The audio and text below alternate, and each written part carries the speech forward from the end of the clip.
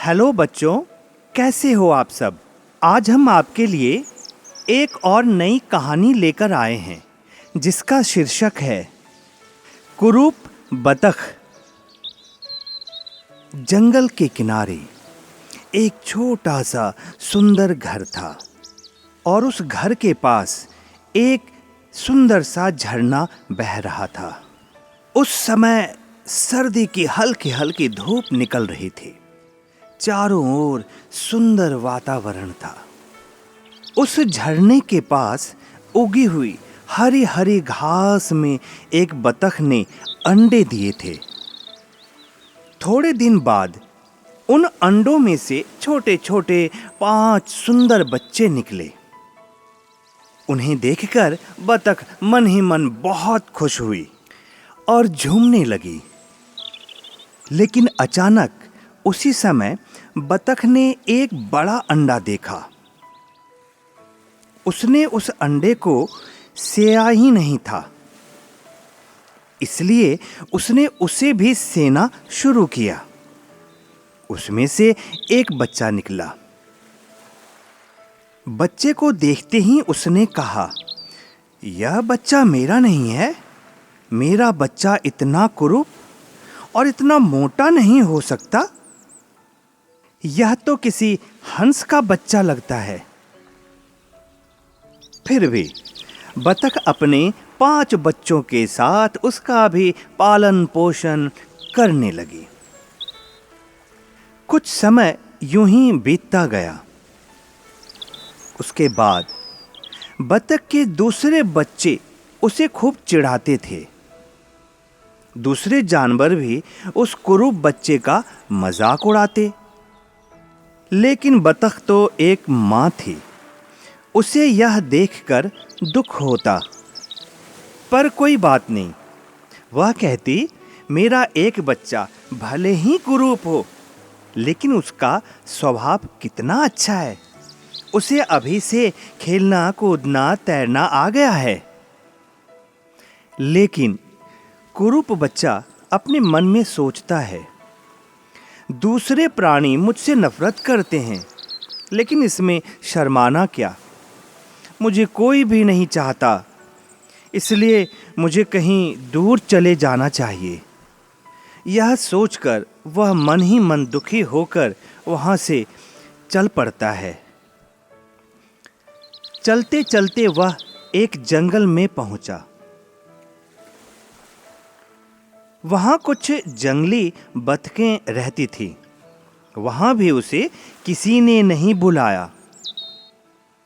इतने में उसने धाई धाई की भयंकर आवाज सुनी। किसी शिकारी ने 3-4 बतखों पर गोली चलाई थी, इसलिए वे सभी जमीन पर तड़प रही थी। उसने मन ही मन सोचा, बाप रे, यहाँ तो जान का खतरा मालूम पड़ता है। मैं तो बाल बाल बच गया, शायद इसलिए कि मैं बतख जैसा नहीं दिखता हूँ। और अचानक उसी समय एक कुत्ता झाड़ी से निकलकर दौड़ता हुआ उसकी ओर आया। कुत्ते की काली काली आंखें और नुकीले दांत देखकर वह तेजी से भागने लगा। कुत्ते ने भी उसका पीछा किया, पर वह उसका कोई भी नुकसान नहीं कर पाया और वहां से चला गया। डर के मारे कुरूप बतख कुछ बड़बड़ाया, हे भगवान, तेरा बहुत बहुत धन्यवाद। मेरी इस कुरूपता के वजह से आज मेरी जान बच गई। अब यहाँ रहने में अपनी खैर नहीं, आगे निकल लेता हूँ। और वो वहाँ से चला गया।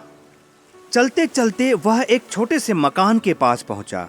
उस मकान के एक कोने में वह जाकर चुपचाप बैठ गया। और तभी उसी मकान में रहने वाली एक बुढ़िया, उसने देखा कि कमरे के कोने में एक बतख बैठा हुआ है। उसके मन में लालच आया। उसने सोचा कि मैं कितनी खुशनसीब हूँ। यह बतख यहाँ आई है, इसलिए मुझे अब इसके अंडे खाने को मिलेंगे। वह बुढ़िया बतख के उस कुरूप बच्चे को पालने लगी। लेकिन यह बतख तो अंडे देती ही नहीं थी, इसलिए बुढ़िया को भी उससे नफरत होने लगी। मौका पाते ही बतख का बच्चा वहां से भी निकल गया। एक दिन पानी में तैरते तैरते उसने आकाश की ओर देखा। बड़े बड़े सुंदर पक्षियों का एक झुंड उड़ रहा था। उसे वे पक्षी बहुत सुंदर दिखाई दिए। उसने कहा, पहले तो मैंने कभी ऐसे जगमगाते सफेद पक्षी नहीं देखे थे। ये कौन हो सकते हैं? वे सफेद हंस थे। जोर जोर से विचित्र आवाज करते हुए वे उड़ते उड़ते दूर चले गए। बतख का बच्चा फिर अकेला पड़ गया। कुछ समय बीतने के बाद बसंत ऋतु आई। अब तो वह बतख का बच्चा भी बड़ा हो गया था। उसमें काफी शक्ति भी आ गई थी। एक दिन उसने अपने पंखों को फैलाकर हवा में उड़ने का प्रयत्न किया। वह फर-फर करता हुआ उड़ने लगा। उसे बहुत आश्चर्य हुआ। उसकी खुशी का ठिकाना ना रहा। हवा में उड़ने का उसका यह पहला अनुभव था। तभी उसे बड़ा मजा आ रहा था। इसलिए वह बहुत देर तक उड़ता रहा। आकाश में उड़ते उड़ते उसने नीचे नजर डाली। नीचे एक बगीचा था। बगीचे में एक तालाब था। वे सफेद सुंदर पक्षी भी उस तालाब में तैर रहे थे। वह भी नीचे उतरकर तालाब के किनारे आकर बैठ गया। और कुछ देर बाद उस तालाब के सफेद पक्षी तैरते हुए उस बच्चे के पास आते हैं।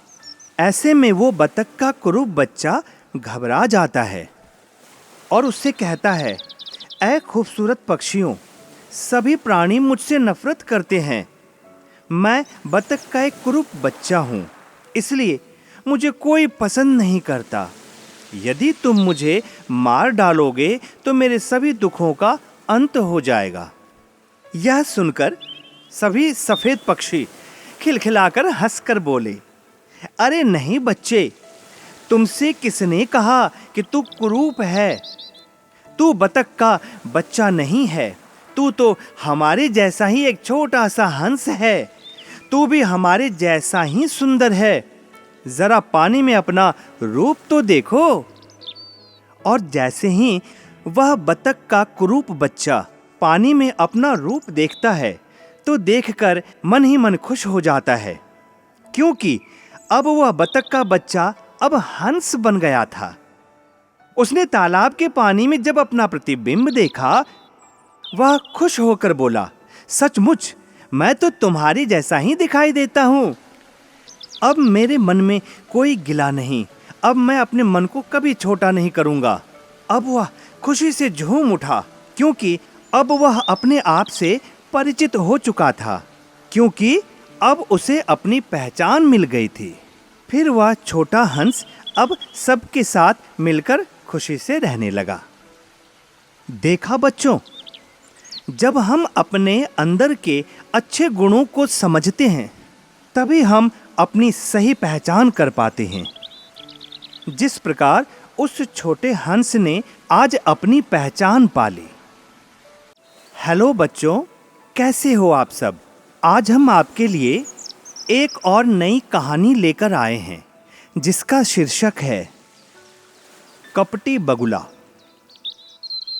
एक घने जंगल के बीचों बीच एक तालाब था।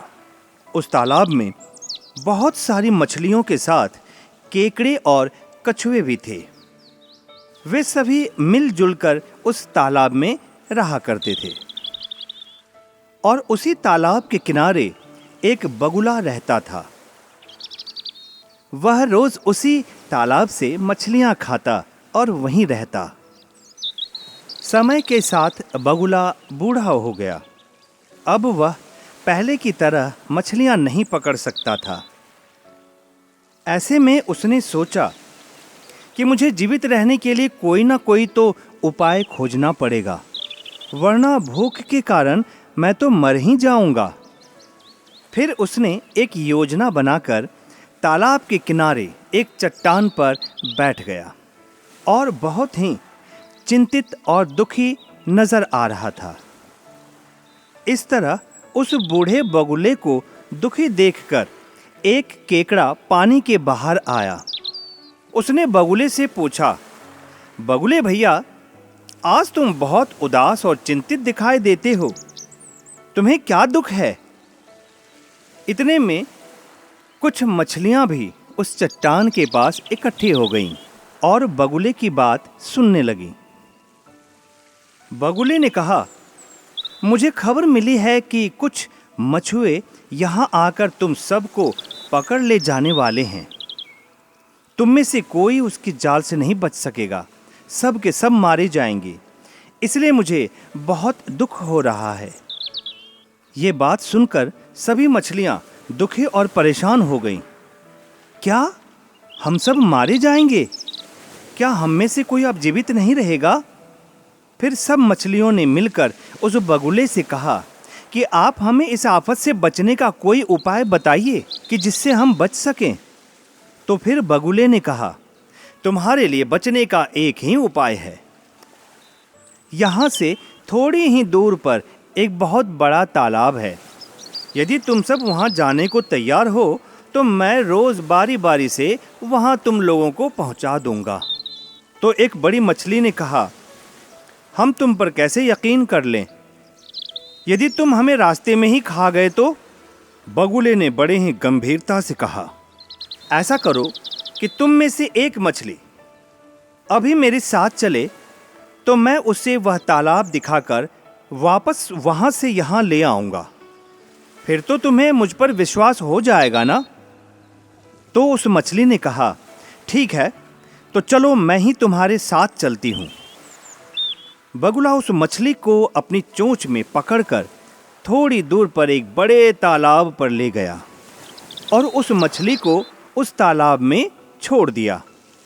तालाब में उतरते ही मछली उस पानी में 2-4 चक्कर इधर उधर लगाकर आई और बहुत खुश हो गई। थोड़ी देर बाद बगुले ने मछली से कहा, चलो अब हम लौट चलें। और बगुला मछली को लेकर उसी छोटे तालाब पर वापस लौट आया। उस बड़ी मछली ने दूसरी सभी मछलियों को बड़े तालाब की जानकारी देते हुए कहती है कि हम सब वहाँ बहुत ही अच्छी तरह रह पाएंगे। तो ये बात सुनकर सभी मछलियाँ खुश हो गईं।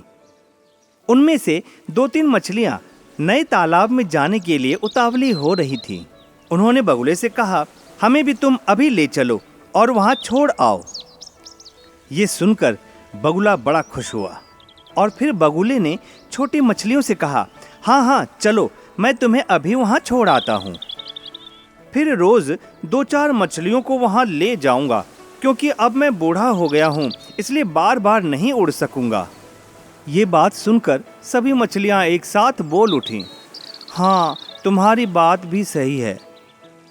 और इस तरह बगुला रोज 2-4 मछलियों को चोंच में पकड़कर ले जाता और एक चट्टान पर बैठकर आराम से उन्हें खा जाता।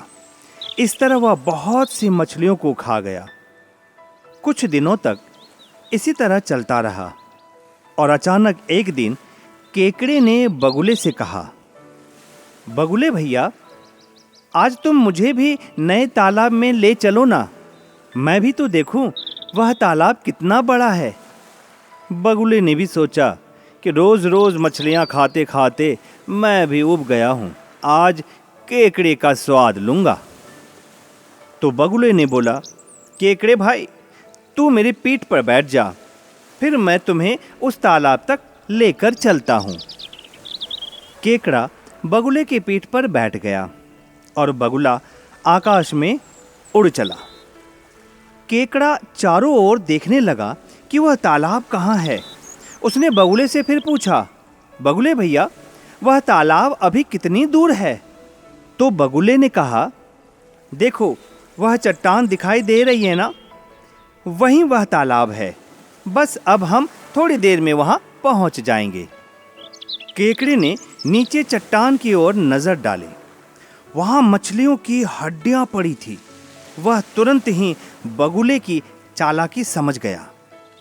वह तुरंत ही बगुले की पीठ से सरक कर उसकी लंबी गर्दन से चिपक गया और अपने पैरों से उसकी गर्दन जकड़ ली, जिससे बगुला बेहोश होकर नीचे जमीन पर आ गिरा और तुरंत ही मर गया। उसके बाद केकड़ा वापस अपने उस छोटे तालाब पर आ गया और वहां आकर उसने बची हुई मछलियों से उस दुष्ट बगुले की छल कपट की बातें बताई। यह सुनकर मछलियां बहुत दुखी हुईं, लेकिन अब दुष्ट बगुला मर चुका था, इसलिए अब उन्हें कोई डर नहीं था। देखा बच्चों, सुंदर चेहरे के पीछे भी छल कपट का खेल हो सकता है, इसलिए हमें हर वक्त सावधान रहना चाहिए। हेलो बच्चों, कैसे हो आप सब? आज हम आपके लिए एक और नई कहानी लेकर आए हैं, जिसका शीर्षक है बूढ़े हंस की सलाह। सुंदरवन नामक एक घना जंगल था।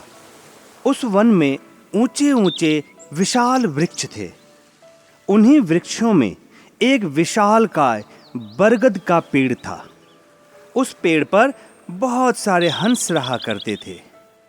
वे सभी हंस रोज प्रतिदिन सुबह होते ही भोजन की तलाश में उड़कर दूर दूर चले जाते और दिन भर भोजन करके शाम को वो अपने वृक्ष पर वापस लौट आते। एक दिन एक बूढ़े हंस ने पेड़ के तने से लिपटी हुई एक छोटी सी लता देखी। उस लता को देखकर बूढ़े हंस के दिमाग में कुछ बातें आईं। जो बातें उसके दिमाग में आई, उन बातों से चिंतित होकर उसने सभी हंसों को बुलाया और उनसे कहा, देखो, तुम इस छोटी सी लता को उखाड़ कर फेंक दो। यह लता भविष्य में बढ़कर ऊपर पहुंचेगी, जिस वजह से हमारे प्राण खतरे में पड़ने की संभावना है। बूढ़े हंस की बात सुनकर एक जवान हंस ने कहा, अरे हंस काका, आप तो बहुत शंकालु हैं। एक छोटी सी लता को देखकर आप इतने चिंतित हो गए। यह लता हमारा क्या बिगाड़ लेगी? देखने में तो कितनी सुंदर है, ये क्या बिगाड़ लेगी हमारा?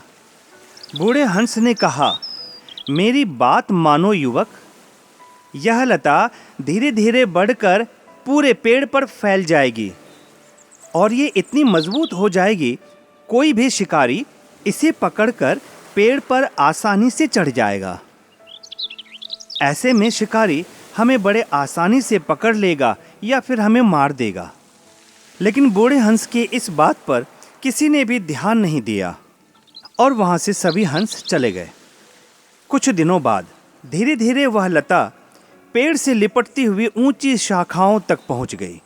एक दिन सभी हंस भोजन की तलाश में बहुत दूर चले गए थे। उस दिन शिकार की तलाश में एक शिकारी उस पेड़ के पास आया। उसने पहले ही उस वृक्ष पर हंसों को देख लिया था, इसलिए जाल बिछाने के लिए, उन हंसों को पकड़ने के लिए वो उस पेड़ के पास आया और पेड़ से लिपटे लताओं के सहारे बहुत ही आसानी से वो ऊपर चढ़ गया और जगह जगह उसने जाल बिछा दिया और मुस्कुराते हुए मन ही मन सोचने लगा कि मेरे बिछाए हुए इस जाल में सभी हंस फंस जाएंगे और कल सुबह सभी हंसों को पकड़कर मैं ले जाऊंगा। और ऐसा सोचते हुए शिकारी वहां से चला गया। कुछ समय बाद शाम ढलने को आई और सभी हंस पेड़ पर लौटने लगे। वे जैसे ही पेड़ पर आकर बैठे कि तुरंत शिकारी के जाल में फंस गए। वह बूढ़ा हंस भी जाल में फंस गया। उसने कहा, देखा, आ गई ना आफत। सभी हंस चीखने चिल्लाने लगे, अब क्या होगा? हम कैसे छूटेंगे? हमें कौन बचाएगा? तभी बूढ़े हंस ने कहा, अब शोर मचाने से कुछ नहीं होगा। जब मैंने समझाया था तभी तुम्हें समझ नहीं आई। अब सब मिलकर ये सोचो कि इस आफत से कैसे बच निकलें। लेकिन जाल में फंसे सभी हंसों का रोना धोना जारी था। तभी बूढ़े हंस ने गंभीरता से कहा, इस तरह व्याकुल और परेशान होने से बात नहीं बनेगी। मैं जो कुछ कह रहा हूं उसे ध्यान से सुनो, तभी हम लोग शिकारी के इस जाल से निकल पाएंगे। हंसों के शांत हो जाने पर बूढ़े हंस ने कहा, सुबह शिकारी के आने पर हम इस जाल में इस तरह पड़े रहें जैसे हम सब मर गए हों। किसी को भी पंख नहीं फड़फड़ाना है। तभी एक जवान हंस ने पूछा, लेकिन इससे क्या होगा? तभी बूढ़े हंस ने उसे समझाते हुए कहा, देखो, शिकारी पेड़ पर आएगा और हमें मरा हुआ देखेगा तो वो एक एक को जाल में से निकालकर जमीन पर फेंकेगा। नीचे गिरने पर भी किसी को हिलना डुलना नहीं है। हमें ऐसा ढोंग करना है मानो हम मरे हुए ही हैं। जब हम सभी नीचे फेंक दिए जाएं, तब हम सब एक साथ उड़ जाएंगे, समझे? बूढ़े हंस का यह उपाय सभी को उचित लगा। सुबह होने का इंतजार करने लगे। रात्रि बीत जाने के बाद सुबह शिकारी आया। उसने पेड़ पर चढ़कर देखा तो सभी हंस जाल में मरे हुए पड़े थे। यह देखकर शिकारी आश्चर्यचकित रह गया। ये क्या? ये सब मरे पड़े क्यों हैं? उसने एक एक करके सभी हंसों को जमीन पर फेंक दिया और उदास मन से पेड़ से नीचे उतरने लगा। शिकारी को पेड़ पर से नीचे उतरता देखकर बूढ़े हंस ने कहा, चलो अब सब एक साथ उड़ जाओ। और सब वहां से फड़फड़ करके उड़ गए। पेड़ पर से नीचे उतरता हुआ शिकारी आंखें फाड़कर उड़ते हुए हंसों को देखता रहा। ये क्या? और वो देखता ही रहा और उदास होकर मन ही मन बड़बड़ाने लगा। ये सभी हंस मरने का ढोंग करके बड़े ही चालाकी से इन्होंने अपनी जान बचा ली और मैं तो समझ ही नहीं पाया। देखा बच्चों, आज अगर उस बूढ़े हंस की सलाह ना मानी होती तो आज सभी हंस अपनी जान गंवा बैठते।